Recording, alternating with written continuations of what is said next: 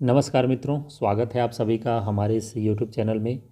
आज हम लोग छत्तीसगढ़ के दो प्रमुख राजवंश, एक नल वंश तथा दूसरा राजर्षि तुल्यकुल वंश से संबंधित जितने भी प्रश्न हैं जो CGPSC या फिर CG व्यापम के द्वारा विभिन्न परीक्षाओं में पूछे गए हैं, उन सब की हम चर्चा करेंगे। यदि आप इस वीडियो को देखते हैं तो निश्चित रूप से आपके लिए फ़ायदेमंद होगा। तो चलिए आज के हमारी इस वीडियो सेशन की शुरुआत करते हैं। सबसे पहला सवाल आप देख पा रहे होंगे, राजीव लोचन मंदिर राजिम के संबंध में निम्नलिखित में से कौन सा कथन सही है। यानी कि जो राजिम में राजीव लोचन मंदिर स्थित है उसके संबंध में कुछ कथन दिए गए हैं जिनको हमको चेक करना है कि कौन से सही हैं कौन से गलत हैं। तो पहला कथन दिया गया है कि इसका निर्माण 12वीं शताब्दी में हुआ था। आप सभी को पता होगा कि ये कथन गलत है, क्योंकि राजीव लोचन जो मंदिर है उसका निर्माण लगभग 7वीं से 8वीं शताब्दी के आसपास हुआ था, इसलिए पहला कथन गलत है। दूसरा कथन है इसे नलवंशी शासक ने बनाया था। तो बिल्कुल सही है, नलवंशी शासकों के द्वारा ही इसका निर्माण किया गया था। जो नलवंशी शासक विलासतुंग है उसके द्वारा इसका निर्माण किया गया था। ठीक है। तीसरा कथन है इसमें भगवान रामचंद्र की मूर्ति है। तो ये भी बिल्कुल गलत है, क्योंकि इसमें हम सभी जानते हैं रामचंद्र जी की मूर्ति नहीं है, जबकि ये विष्णु मंदिर है। वैष्णव धर्म का अनुयायी था ये विलासतुंग, इसलिए ये विष्णु मंदिर है। उसके बाद चौथा कथन दिया गया है यह पंचायतन शैली का मंदिर है। तो ये बिल्कुल सही है, पंचायतन शैली में बना हुआ मंदिर है। तो इन चारों कथनों में से दूसरा और चौथा सही है, जबकि पहला और तीसरा गलत है। इसलिए इस क्वेश्चन का जो आंसर हो जाएगा विकल्प ए हो जाएगा, दूसरा और चौथा सही। चलिए अगले सवाल की तरफ बढ़ते हैं। दूसरा सवाल है निम्नलिखित में से कौन सी नल वंश की राजधानी थी। यानी कि जो नल वंश है उनकी राजधानी कौन सी थी हमको बताना है। पहला ऑप्शन दिया है सिरपुर, दूसरा ऑप्शन दिया है पुष्करी, तीसरा ऑप्शन दिया है बिलासपुर, चौथा ऑप्शन दिया है सरभपुर। तो आप सभी को पता होगा ये जो ऑप्शन बी है पुष्करी, वो नल वंशों की राजधानी रही है, जो कि भोपालपट्टनम, वर्तमान भोपालपट्टनम, और यदि ज़िले की बात करें तो बीजापुर में स्थित है। क्योंकि ये जो नल वंश है ये छत्तीसगढ़ के दक्षिणी क्षेत्र का एक राजवंश था, तो उन्होंने अपनी जो राजधानी है पुष्करी को बनाया था। ठीक है, इसको आपको याद रखना है। अगला सवाल है प्रयाग प्रशस्ति में निम्नलिखित में से किस गुप्त सम्राट की उपलब्धियों को उत्कीर्णित किया गया है। तो जो प्रयाग प्रशस्ति अभिलेख है उसमें गुप्त सम्राट के मतलब कौन सा जो सम्राट है या राजा है उसके उपलब्धियों को उत्कीर्णित किया गया है। तो यदि हम देखेंगे तो सबसे पहला है चंद्रगुप्त, दूसरा है समुद्रगुप्त, तीसरा है चंद्रगुप्त द्वितीय और चौथा है स्कंदगुप्त। तो इसका करेक्ट आंसर है समुद्रगुप्त। समुद्रगुप्त के बारे में हम लोग इसलिए पढ़ते हैं क्योंकि छत्तीसगढ़ इसके विजय अभियान के दौरान ये छत्तीसगढ़ आया था। अगला सवाल है राजीव लोचन मंदिर का निर्माण विलासतुंग इस राज्य के निम्नलिखित में से किस प्राचीन राजवंश से संबंधित था। यानी कि जो राजीव लोचन मंदिर है वो विलासतुंग द्वारा बनाया तो गया था, लेकिन वह किस राजवंश का था ये पूछना चाह रहा है प्रश्न में। तो पहला ऑप्शन है नलवंश, दूसरा है पांडुवंश, तीसरा है सरभपुरीय वंश और चौथा है सोमवंश। तो निश्चित रूप से इसका आंसर है ए नलवंश। और आप सभी को पता है विलासतुंग जो है नलवंश का शासक था, और इसका जो शासन काल रहा है विलासतुंग का लगभग 700 से 740 ईस्वी तक रहा है।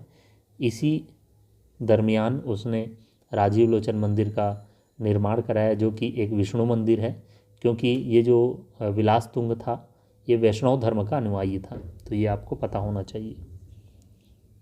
बढ़ते हैं अगले सवाल की तरफ। अगला सवाल है समुद्रगुप्त के दक्षिण अभियान में पराजित कोसल राज्य का राजा निम्न में से कौन सा था। तो समुद्रगुप्त ने किसको पराजित किया था दक्षिण अभियान में, इसको हमको बताना है। कोसल राज्य का राजा निम्न में से कौन था। पहला ऑप्शन दिया है स्वामी दत्त, दूसरा ऑप्शन है व्याघ्रराज, तीसरा ऑप्शन है विष्णुगुप्त और चौथा ऑप्शन है महेंद्र। यदि आप देखेंगे इतिहास को ठीक तरीके से पढ़ेंगे तो समुद्रगुप्त ने व्याघ्रराज को भी हराया था और समुद्रगुप्त ने महेंद्र को भी हराया था। यदि महेंद्र की बात करें तो ये वाकाटक वंश का शासक था, जबकि व्याघ्रराज की बात करें तो ये नल वंश का शासक था। तो आंसर में इसमें जो व्यापम है उसके द्वारा महेंद्र को लिया गया है, तो इसका करेक्ट आंसर है महेंद्र। वाकाटक वंश का शासक को इसने हराया था। हालांकि व्याघ्रराज को भी अपने अभियान के दौरान समुद्रगुप्त ने हराया था, तो इसको आपको याद रखना है।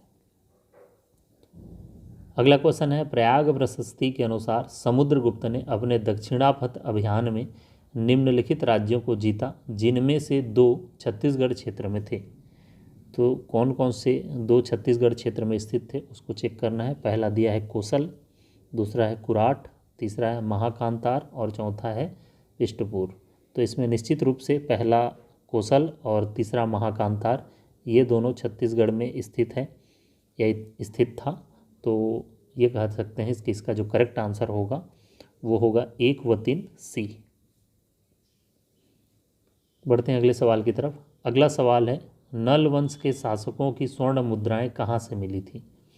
तो ये जो नल वंशीय शासक थे इनकी जो स्वर्ण मुद्राएं हैं वो कहाँ मिली है छत्तीसगढ़ में, उसको बताना है हमको। पहला है अड़ेंगा केसकाल, दूसरा है बकावंड बस्तर, तीसरा है सरोना कांकेर, चौथा है दरभा बस्तर और पांचवा है इनमें से कोई नहीं।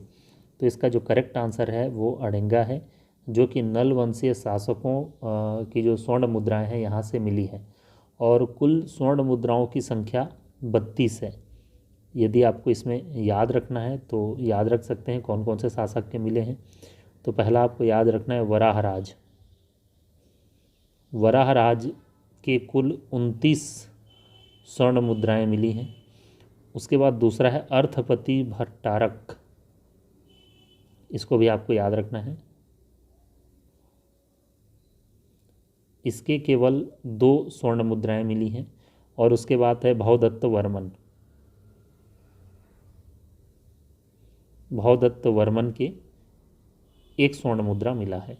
तो इन तीनों शासकों के स्वर्ण मुद्राएं छत्तीसगढ़ के अड़ेंगा केसकाल जो कि कोंडागांव में स्थित है, ये भी आप याद रखेंगे,